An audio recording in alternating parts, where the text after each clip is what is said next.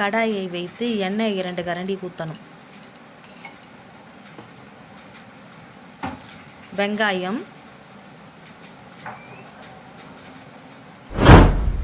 தக்காளி நல்லா பிழிஞ்சு போட்டுக்கோங்க.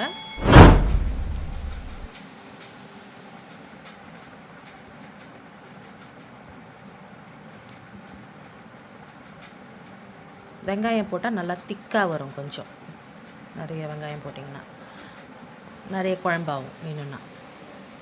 அப்புறம் பச்சை மிளகா, இஞ்சி ரெண்டுத்தையும் போட்டு நல்லா வதக்குங்க.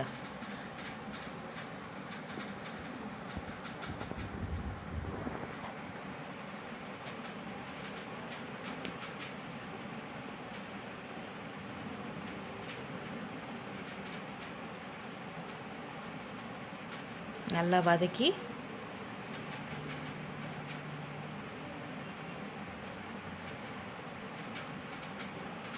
அதில் புதினா நிறைய கொஞ்சம் போட்டு வதக்கும் போதே போட்டிங்கன்னா நல்லா ஃப்ளேவர் நல்லாயிருக்கும். அரைக்கும் போது நல்லாயிருக்கும். தேங்காவை ஒரு சுற்று நல்லா அரைச்சிக்கணும். ஏன்னா அப்போ நல்லா மசியும். அது முந்திரி கூட போட்டுக்கோங்க, நல்லா டேஸ்டியாக இருக்கும்.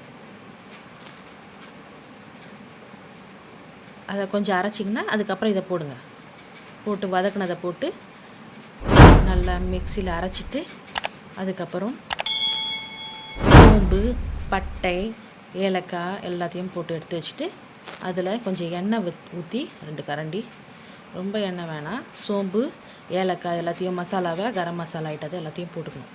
பட்டையெல்லாம் கொஞ்சம் பொரியிட்டோன்னிட்டு,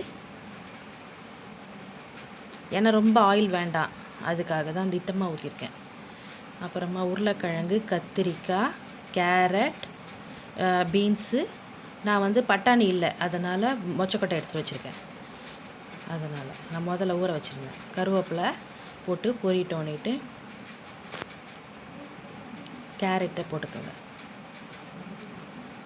கத்திரிக்காயையும் கூட போட்டுக்கோங்க.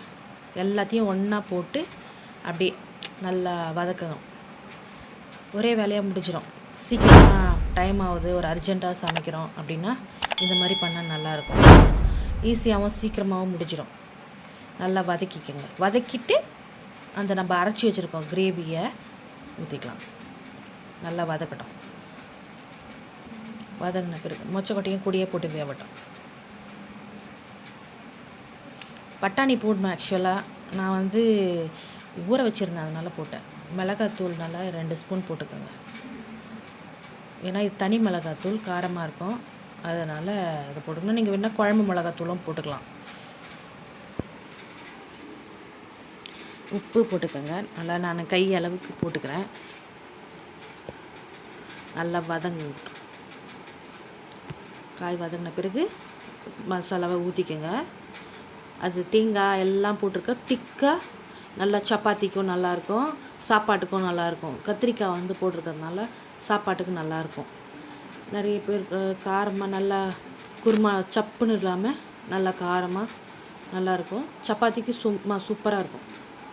சப்பாத்திக்கு, பரோட்டாக்கு இதுக்கெலாம் சாப்பிடலாம். தண்ணி நல்லா ஒரு சொம்பு தண்ணி ஊற்றிக்கோங்க. நல்லா கொஞ்சம் இது போட்ட பிறகு கொஞ்சம் நேரம் ஆகட்டும்ன்ட்டு காலிஃப்ளவர் போட்டுக்கோங்க. ஏன்னா அது கரைஞ்சி போயிடும். அதனால் காலிஃப்ளவர் நான் கொஞ்சம் கொதி வர நேரத்துக்கு சேர்த்துட்டு குக்கர் மூடிட்டு விசில் விட்டுட்டேன். வெந்துடுச்சு பாருங்கள். 3 விசில் விட்டேன், வெந்துடுச்சு. கொத்தமல்லி போட்டு பரிமாறிக்கலாம். நல்லா வாசனையாக கமகமன் இருக்கும். குழந்தைங்க எல்லா வெஜிடபிளும் சாப்பிட்டா மாதிரி இருக்கும். அதனால தான் நான் அடிக்கடிக்கு செய்வேன் குருமா. பசங்க விரும்பி சாப்பிடுவாங்க, நல்லாயிருக்கும்.